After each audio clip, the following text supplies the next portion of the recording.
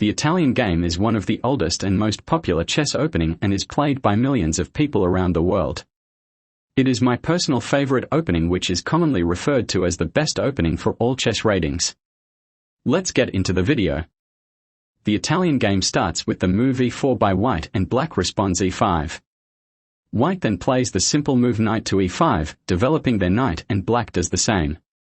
Here comes the Italian. White plays bishop to c4, preparing an attack on the f7 square. This is the end of theory, and so begins the traps. In this position, if black plays the natural move knight to f6, white then plays the dubious move and attacks the f7 pawn again with their knight. The most common defense to this is pawn to d5, to which you respond by capturing it. If black makes the mistake of taking back with the knight, you sacrifice your knight, forking the king and queen. The king is forced to take, and then you play your queen out, checking the king and forking the knight. This is called the fried liver attack and is the most common trap for white in the Italian game. To defend this for black, instead of taking the pawn straight away, attack the bishop with your knight. If it moves back or defends it, you can snap take it, and it is slightly winning for black as white has already overextended their knight.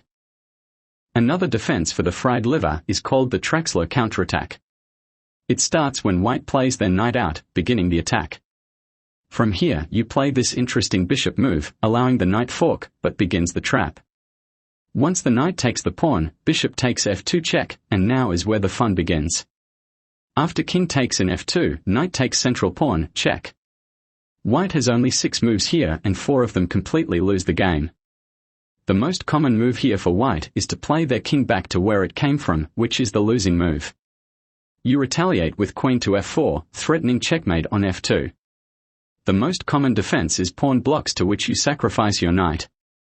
If they take, you capture the rook, check, and if the king moves closer to your queen, you take their queen.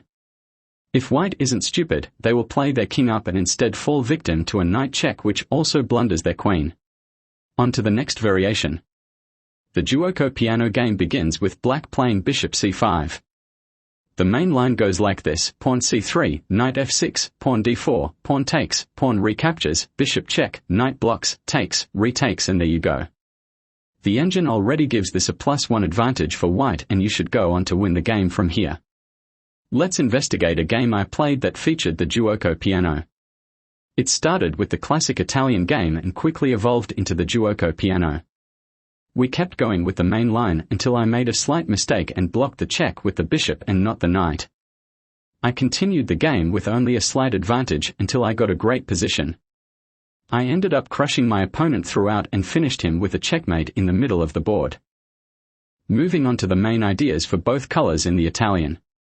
The key ideas for white are: rapid development. The Italian game aims to get the pieces out quickly to control the center and prepare for an aggressive attack on the f7 square, which is usually a vulnerable point in the early stages of the game. Putting pressure on f7, by moving the bishop to c4, white indirectly targets the f7 square, which is only defended by the black pawn on e5. Central control. The opening focuses on controlling the central squares, d4 and e5, to gain a spatial advantage, allowing for a flexible and harmonious piece placement. Castling kingside. Usually, white's king will castle kingside to improve its safety and connect the rooks, preparing for potential middle game operations. The key ideas for black are to develop actively. Black should strive to develop their pieces quickly and harmoniously to maintain a balance in the center and avoid falling victim to white's potential early attacks. Defend f7. Black must prioritize defending the f7 square, which is often under pressure from white's pieces in the opening. Failure to defend it properly can lead to dangerous tactics and a compromised position.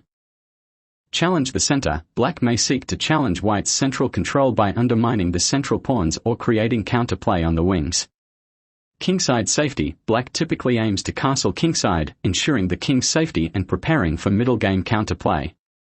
Thanks for joining us on this chess journey. Don't forget to hit that like button, subscribe to our channel, and share your thoughts in the comments below. Until next time, happy chess learning everyone.